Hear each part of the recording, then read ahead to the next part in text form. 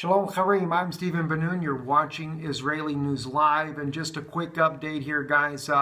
Been really monitoring a lot of things going on, and as well, we are preparing in depth one of the deepest studies you could ever imagine about what it's going to take to overcome what the enemy has prepared for the human race here on this earth here. It is a follow-up to the message that we released here on Israeli News Live, as well as the Noon Institute, about do aliens actually exist? Is there biblical evidence for that? And I said there is a part 2 to this, a very shocking and yet telling information that can tell you what you will need to do to be able to overcome this demonic invasion that is coming on the earth. And as you can see, if you can see the screen and behind you at all, I already have up probably 15 frames, biblical references, as well as other information I'll be sharing with you of what it's going to actually take to overcome this demonic invasion that is coming to the earth very, very soon. As of right now, though, I wanted to share with you real quick, senators have been summoned. Some of you have been asking the question to the White House or a North Korea strategy briefing.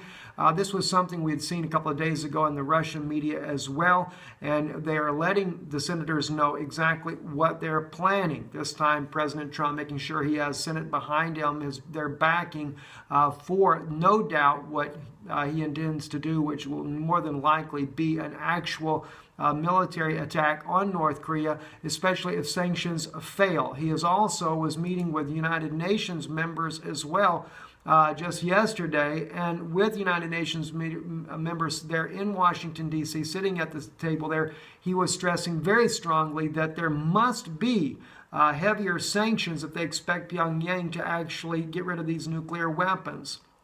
He also stressed that every 6 to 7 weeks, he is actually able to make another nuclear bomb. That's the evidence that he is providing with the United Nations.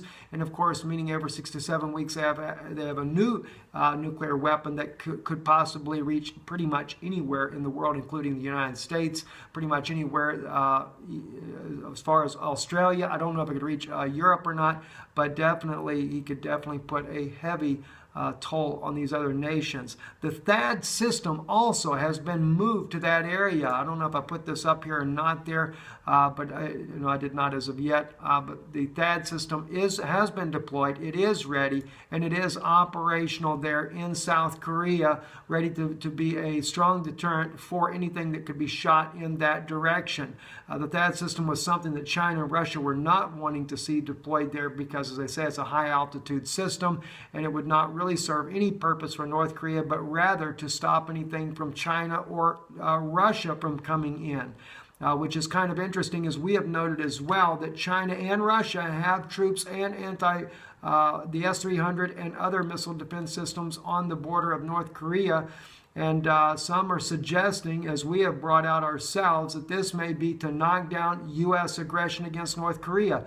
Or will it be that China will actually come to the U.S. aid and help bring down Kim Jong-un? I just don't know. According to the 1961 treaty that they signed with North Korea, they have pledged to protect North Korea from any kind of invading force or forces that might come against it, which would be NATO with a U.S. leading operation on North Korea.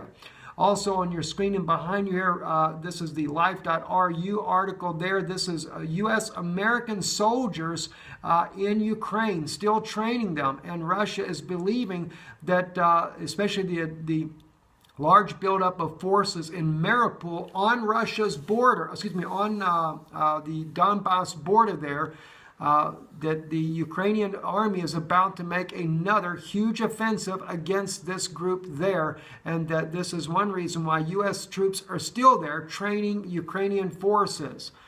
Going to be bringing you more in this later tonight, so be watching. Stay tuned with Israeli News Live special broadcast where I hope I finish this one on this part 2 of the part 1 series about the alien invasion and what you will need to do to be able to defend yourself against them. I'm Stephen Ben-Nun with Israeli News Live. Shalom.